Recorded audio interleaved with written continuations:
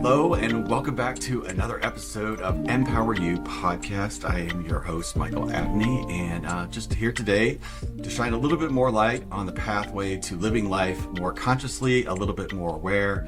How I do that is I share stories with amazing people from all around the world. And today we are joined by Alan. Sorry, I forgot your name there for a second because I was just thinking he's coming to us from Australia. That's the furthest away. He's also coming from a completely other day. I'm filming this. It's like 2 o'clock here, and you're 7 a.m. bright and fresh down in Australia. Thank you for being here. I appreciate it. My pleasure. Thanks for having me on. You bet. You reached out. Your submission was about a subject that a lot of people, a lot of conversations about it. Everybody's kind of got their thing with it. We've all had to deal with alcohol in our life in some way, shape or form. Like for me, it was never something that was like, I actually didn't like the taste of it for most of my life. And from having your perspective coming from alcoholism and talking about your journey, I can't wait for you to share that with us. So take us away. How did this journey begin for you? Okay. Like so many people who found their way to alcoholism, it starts in childhood. So it starts very young. I came from what we call in polite society today a dysfunctional family background. It was a violent family background. It was a very oppressive, violent family background, and so I was born into an environment of fear. And whether it's violence or it could be psychological harm, but when you're born into you live in an oppressive environment where you have this raised sense of anxiety. You live as a small child in a heightened sense of alertness. Now, this is where if you're feeling fear, then it activates our fight-flight response, and so you're constantly in this state of alertness, heightened alertness, and you learn to become a liar. You learn to, con the people around you to stay out of trouble. I'm from a family of 4 children and, with a violent father. And in order to avoid his wrath, we used to work as a team. And, this is a lot of this stuff went on. But eventually he was to leave the family home. And I was about 14, 15 at the time. And what happens then, you have this incredible sense of relief. And it was the 1970s, so it was sex, drugs, and rock and roll, and we discovered drugs and alcohol. When you have you come from a situation of that sort of ongoing anxiety, where you have that state of heightened alertness all the time. I mean that's trauma. That's the definition of trauma. So I've suffered this childhood trauma. I'm in this kind of heightened state of anxiety. Most of the time I'm always looking over my shoulder, ready for someone to hit me sort of thing. And then I drink alcohol, and the effect is just that much more powerful than when the average person drinks alcohol. So the average person who drinks alcohol goes from maybe this level, normality, up. When you're living in a state or living with anxiety, and you're suffering this sort of minor ongoing trauma, you're coming from down here. Wow! So whenever you take a mind-altering substance, the effect is profound, and that's why people who've suffered trauma, anxiety, that sort of stuff, that sort of background, are far more prone to becoming to using mind-altering substances because they have a far more profound effect. So I went into... I've never thought about trauma the way you explained trauma before. So I just thank you for that. Yeah.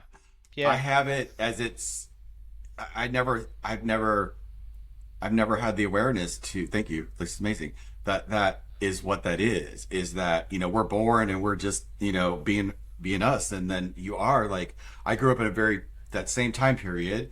And I know exactly what you're talking about, and they were doing the best job they could, but they were frantic-y, that's how I felt my entire childhood was But for me it was a different drug, but I totally relate to what you just said, but I've never had that. Wow, thank you. That's actually amazing. I Go. think, So a lot of people aren't aware of that. And I've actually come across people who are, sober alcoholics. They've had quite lengthy recoveries, and I've shared that with them, and they've gone, gee, I didn't know that. I didn't realize that. I didn't realize that I was more prone to these mind-altering substances because of my background and the fact that it was giving me such a bigger hit than a normal person. It gives you a much bigger hit. And of course, it's like the elixir of life. We describe it. To me, it was the elixir of life when I discovered alcohol. All this stress, all this tension, all this stuff completely melted away. So I was to go on into my 20s, and the one thing I had going for me, it was the 1980s. And my background, I'm an electronics. I'm a technical officer in electronics. I was a technical officer in electronics, and I was right in the middle of the computer boom, the personal computer revolution in the 1980s.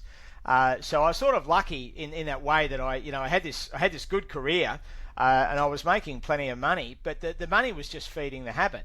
And you make the fast buck doesn't stick, and I just drink it away. And what actually happened to me? There were 4 of us children. My older sister Shani was a drug addict and an alcoholic. And I was 26, she was 28, and she reached a point we call the rock bottom. And it's really when a person comes to a point in their drinking career, if you want to call it that, where you come to the crossroads, and you're at a point where I'm either going to drink myself to death, I'm going to go to jail, I'm going to get sober. What do I choose to do? Shani reached that point at age 28, and she committed suicide. And that for me was the beginning of the end. After I lost my sister to to alcoholism and drug addiction, I just started drinking more and more and more. And I was to hit my rock bottom about a year and a half later, and I reached out for help. And I was very lucky that the help was there. And I got myself into a detox, into a hospital, into a detox. And that's probably a story worth telling. Came through the door, I was 27 years old, and I was absolutely full of fear. Because when you drink, I mean, it turns you into a thief, a cheat, and a liar. And, you steal money, you take time off work, and you do all these things in order to drink and pursue your habit. And I thought, so you're riddled with fear because you've sort of come clean and you've admitted you've got a problem and you want to do something about it. And I came into the hospital, and I was full of fear, absolutely full of fear. The only person on the planet that I connected with was my sister Shani, and she died. She'd committed suicide, so she wasn't there anymore. So I thought I was terminally unique. There was no one like me. No one thought like me. No one was in my situation. No one understood me. And so I came into this hospital full of fear. I thought this was sort of payback. I didn't know what was going to happen. No one knows what's going to happen when they first go into a detox clinic. And I was put in a large room, after I was sort of inducted and processed, if you like. And I was put in this large room with about 12 other. It was only a small detox, and there were 12 other patients at the time. And I sat in the corner. I'd seen One Flew Over the Cuckoo's Nest, and I thought I'll avoid eye contact and this, and I'll survive this situation. And I thought I was in this sort of terrible situation. And anyway, and I sat in the corner and I mind my own business. But this girl came over. She was manic depressive, and she was having her lithium levels checked, and she was on a high. She was on the up cycle of the manic depressive condition. And she came over and she's, "Hi, my name's Tracy. What's yours?" And she grabbed me by the arm and she dragged me around the room and she introduced me to everyone that was there. "This is Michael. He's a drunk like you. And this is Diane. She's a speed addict." And the next thing I know, we've got the chairs arranged in a circle, and we're all sitting there, this room of complete strangers with all different conditions, and we're all sitting there sharing war stories, empathizing with each other and talking about our emotions, talking about how we're feeling, and just this room full of strangers connecting. And back in those days, we were drinking coffee and we were smoking cigarettes like Mexican bandits. You could smoke inside in those days. And it was an incredible feeling of empathy. I thought I was terminally unique, and I discovered in that incredible morning of my life at age 27, that here I am connected with all these other people who thought like I did, acted like I did, felt the way I did, and had travelled largely the same path that I travelled. And it was incredible. It was just amazing. And then of course I started my journey in recovery. That journey is about stopping drinking, obviously, and putting down whatever that substance is. In order to put that substance down and keep it down, you have to get well. So This is where wellness comes in.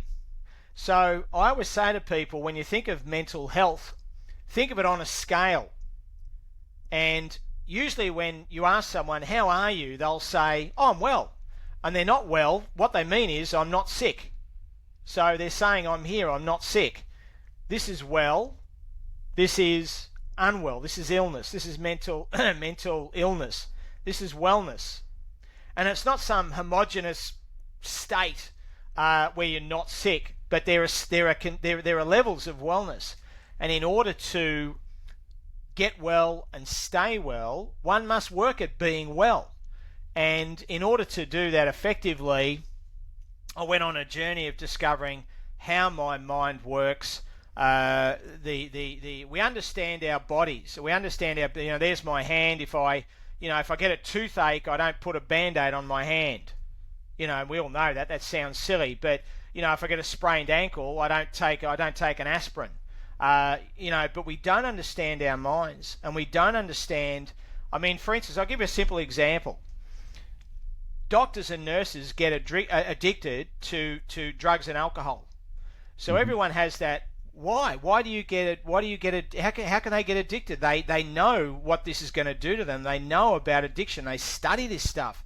They have all this knowledge, this power, this understanding. Why is it that they get caught in the cycle of addiction like everybody else? And the reason for that is because our brain essentially has two main parts: a thinking brain and a feeling brain. And your thinking brain isn't the addictive part of your brain. It's the feeling part of your brain, the more primitive, childlike part of my brain. So it's like we have a neocortex. That's where I do all my rational, logical thinking. That's where I know I shouldn't drink.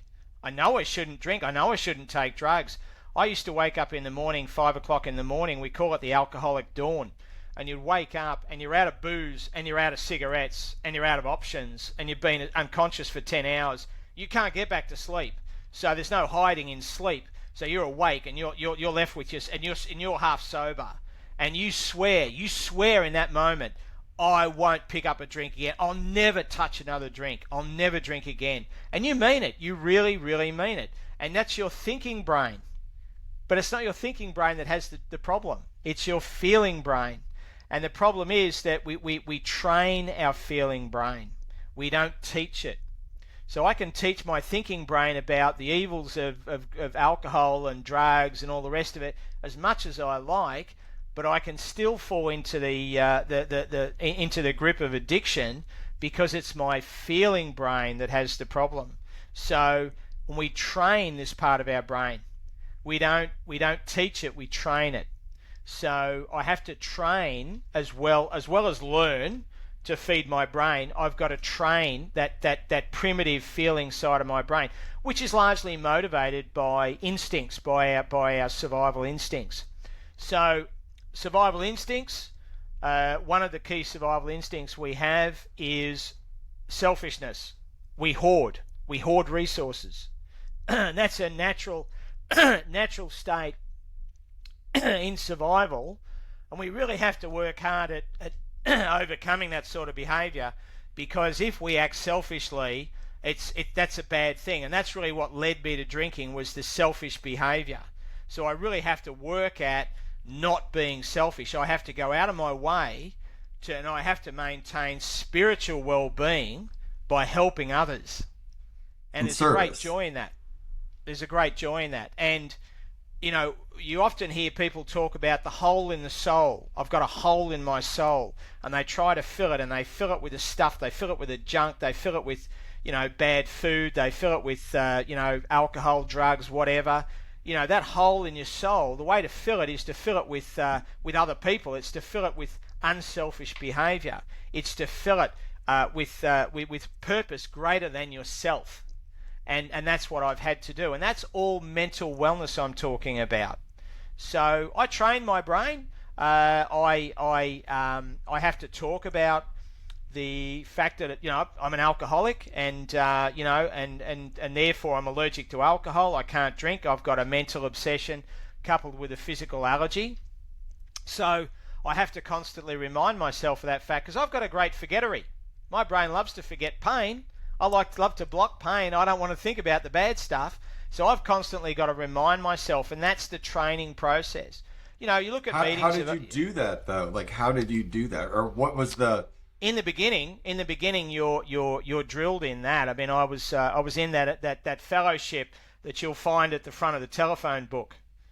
So within that fellowship, of course, people often wonder, why do you get up? You talk about drinking.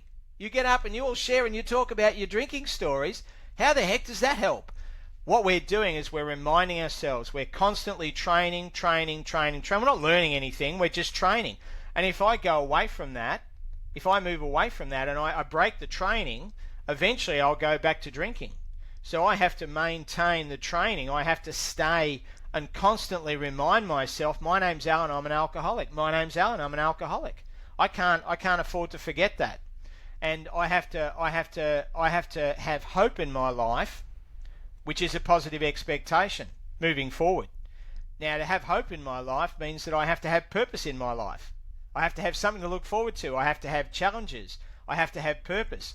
This is all mental wellness. So mental wellness is about obtaining knowledge of how your brain works, but it's very much a lived program of training yourself, staying mentally well, and being aware of, for instance, you probably notice I like to talk, so that's a really healthy sign. But that's a really healthy sign, because if you look at anyone who's suffering, say, mental illness, the other side of the coin, they don't talk. They're very quiet. We have a saying, it'll isolate you and kill you. So whether it's depression, someone gets depressed, these conditions, they isolate and they stop talking and they stop communicating. And that's really a symptom of mental illness. And a sign of mental wellness is the exact opposite. Talk. So people who talk a lot and share and communicate is a really, really healthy sign. This is spiritual health. It's mental health, spiritual health, and of course, to me, physical health. I'm 61 years old. I run 30 kilometers a week. I eat pretty well, but that to me is just like a spin-off of being mentally and spiritually well. So that follows. So it's so important, and I've spent over 30 years in sobriety, and I've got a wonderful life today. I'm married to a beautiful woman, very, very happy. In that marriage, in that relationship. I've had a wonderful career. I've had a couple of careers. I'm working in wellness at this stage, but I have been in the finance industry. I've had a wonderful career and wonderful opportunities because I'm mentally well and spiritually well. And, I'm in a great position to take advantage of any opportunities that come along. Well, it's like being in a master class. You're like, you really... You took me on a journey with your story, and it reminded me a lot of, like, I didn't take your path, but like I had a similar thing with cocaine, and it was like that was the thing that was amplified for me, and it was also sort of connected to like repressed sexuality stuff, because I grew up in the country. I was gay, but I didn't know it, and all the stuff that goes along with that, and that was like my first whoa, there was like a whole other identity there. But it was exactly what you shared. But in my mind, that's been, literally been 30 years ago for me too. Just did the math. Yeah. And so, but like, I was trying to think like how I stopped doing that, like I remember that horrible feeling of, when for me, it was when you ran out, and that could be at any time of day or night, but it was when you ran out. And so that feeling occurred then. And I mean,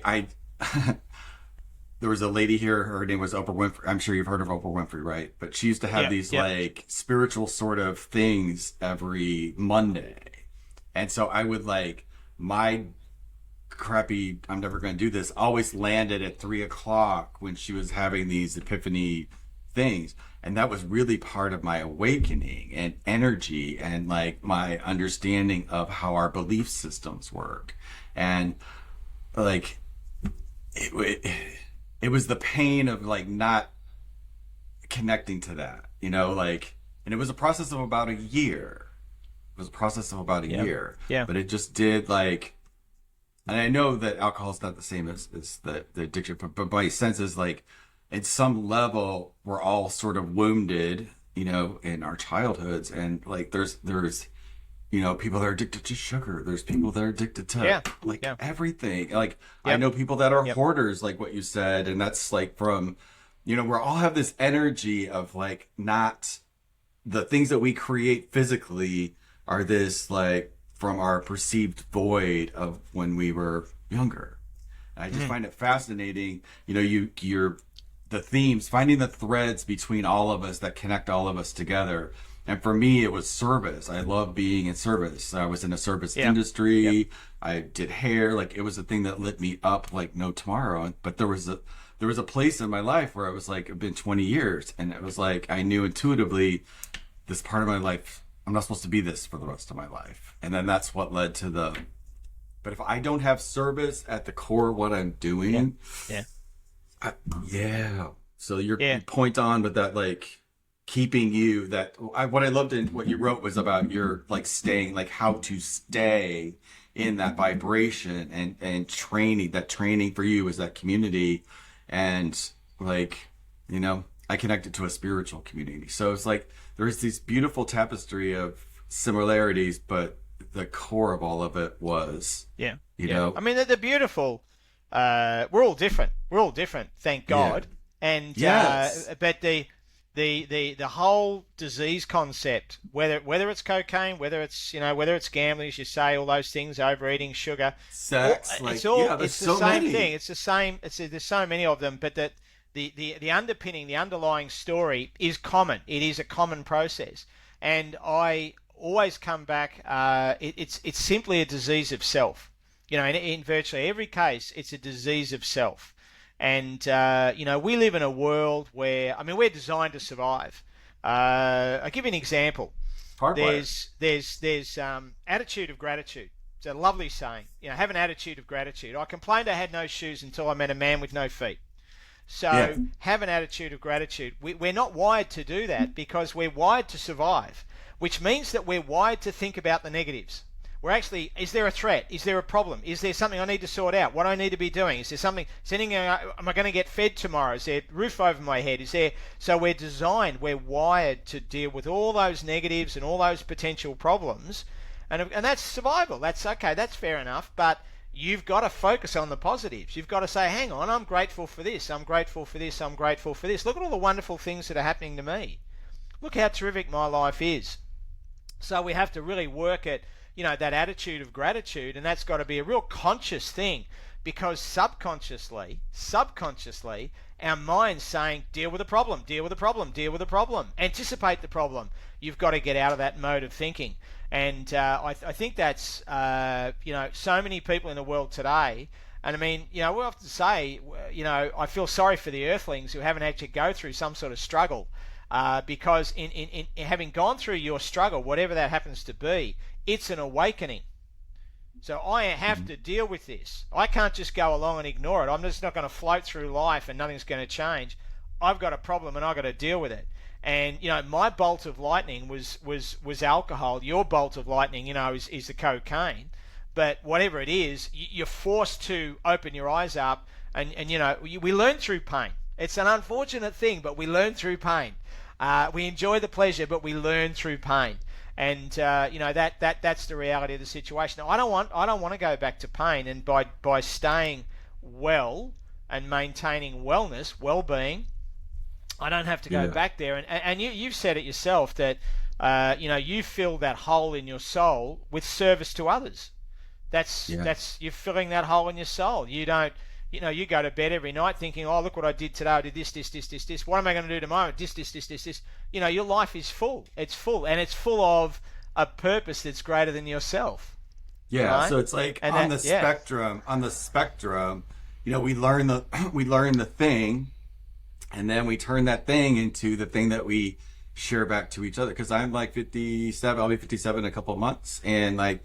I definitely am aware I'm in my wisdom phase, and like my context of my life has shifted, and like it's the only thing that lights me up, is this ability that, hey, I get to craft how this looks. I get to like, what was that thing that like had me X? And today, like on the call, you've got me, I never thought about that part of my journey, and thank you for making me aware of that. Like, it's really powerful because I can see how that has given me the ability to go through other things in my life that were like insurmountable, like I can just see like, yeah. And so this opened a big door for me today. So thank you, Alan. I appreciate that. Yep. Yeah.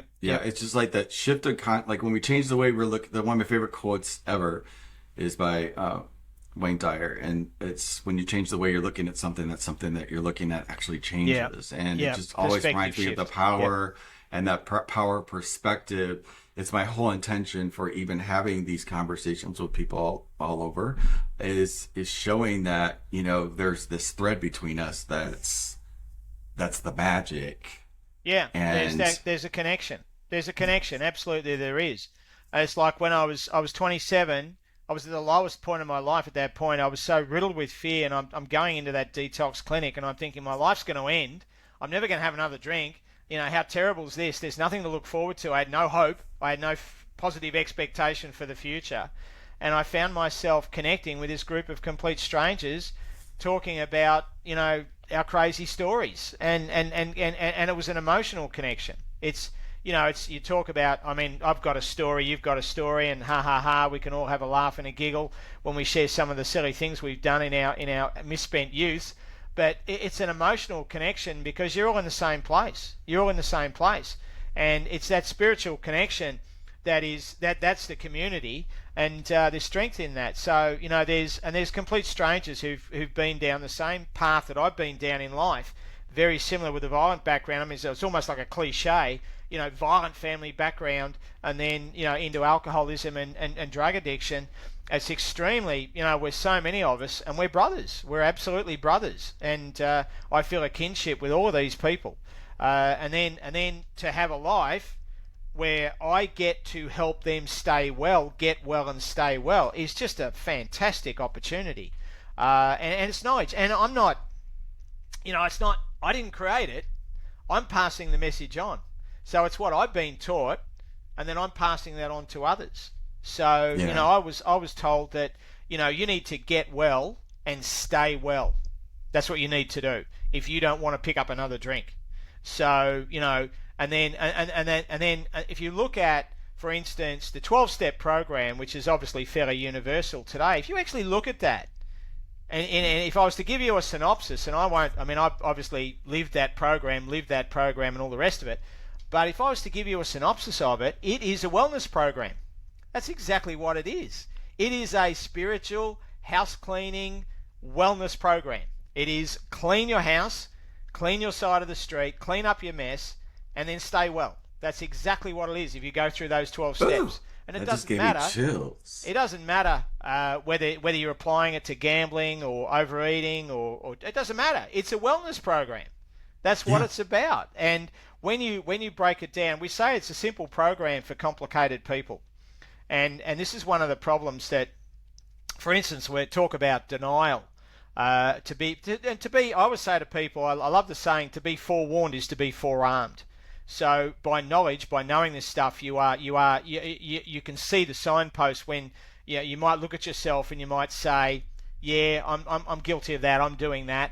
Or more often, we often see behaviors in other people that we recognize immediately. We identify with other people, not so much with ourselves. Identifying with yourself is one of the tricks. You've got to actually work at seeing it in yourself. But denial's an interesting one because, I've got a feeling brain, and my feeling brain's this childlike brain with instant gratification in my head. It's the one that likes to eat sugar. It's the one that likes to feel good, and it's just in the moment. But it will do what we call a neocortex hijack, and it will convince my thinking brain this is a good idea. So, I want to smoke a cigarette. Hey, that's not a bad idea. I've got an 85-year-old, mother. She still smokes. One more won't kill me.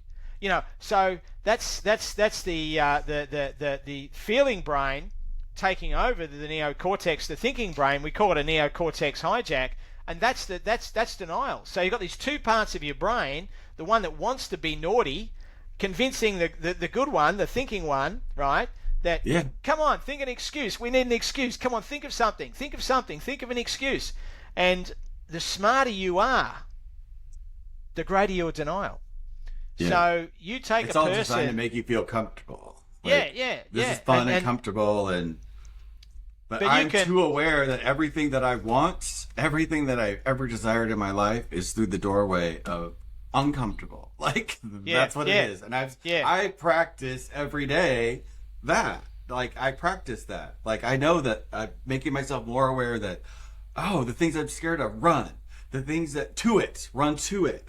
And there's just this new way of thinking that you can create that is so empowering, especially after you connect the dots. Oh my God, I did this thing that scared the shit out of me. I did this, it's been about a year ago. I want to go do it again. Where you go sit in a, ice cold bath, for a couple of minutes, and then you get in the hot, stove.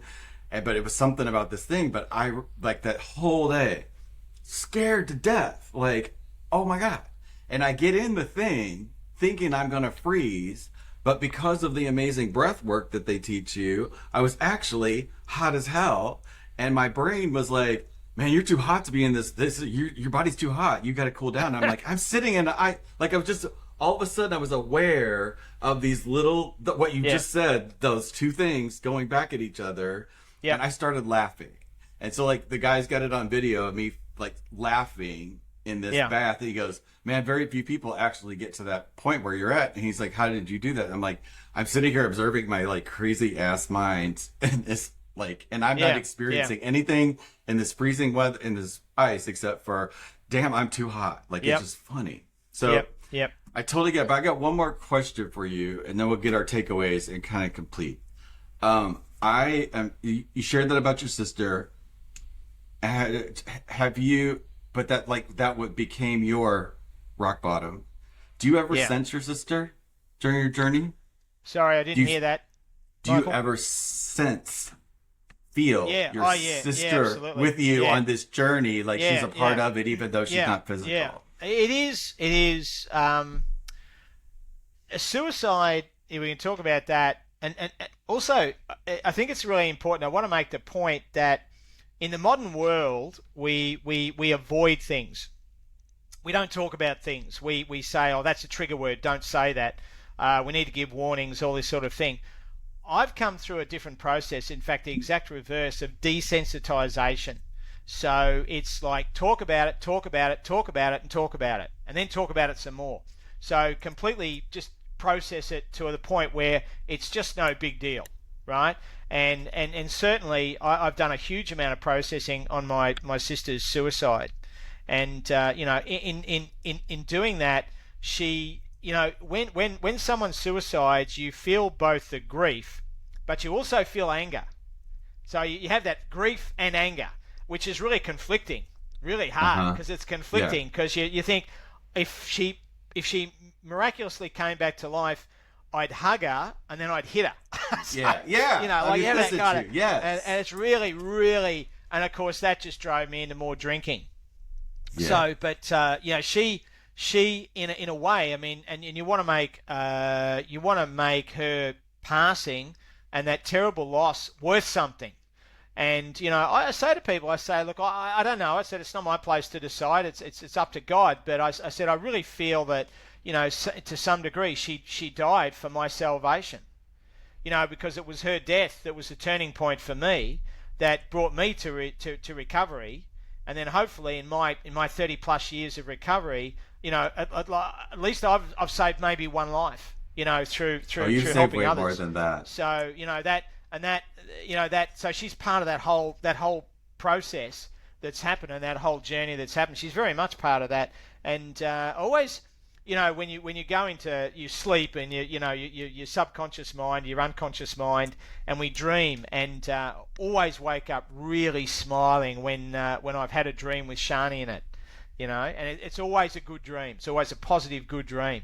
And she comes to me in those dreams, but she's certainly there in my thoughts, and she's certainly sitting on my shoulder in this journey.